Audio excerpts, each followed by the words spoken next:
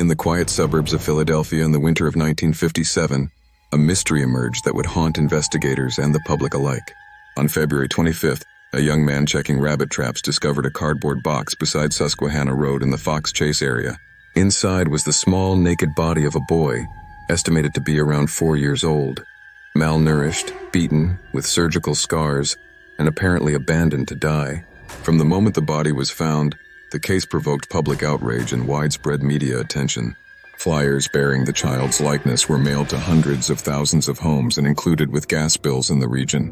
The boy was labeled America's Unknown Child, known in shorthand as the Boy in the Box. He lay unidentified for decades, a tragic symbol of a child victim forgotten by the system. Investigators collected what physical clues they could. The box itself was once a bassinet shipping container sold by a major department store chain. The boy's hair had been recently trimmed, possibly post-mortem. There were surgical-looking scars on his ankle and groin, an L-shaped scar under his chin. These details offered tantalizing leads, but no clear resolution. The mystery of who he was, and who killed him, remained unsolved for over 65 years. Through the decades, cold case detectives and amateur sleuths revisited the files. The victim's anonymity kept the case alive in public imagination and in investigative circles. The passage of years did not dampen the one question: how did this boy come to be inside that box? Was he known to his killer? Was the abandonment deliberate, or the final act of cruelty in a larger sequence of abuse? The breakthrough finally arrived in November 2022. Using investigative genetic genealogy and DNA databases, the child was identified as Joseph Augustus Zarelli, born January 13, 1953. Authorities announced his name publicly on December 8, 2022, nearly 66 years after his body was discovered.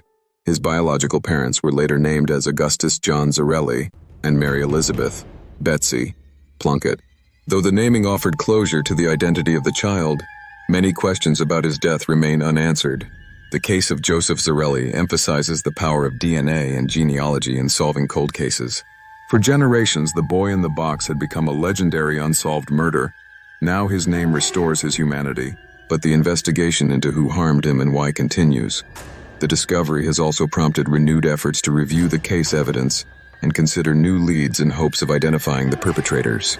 Socially and historically, the case raises disturbing questions.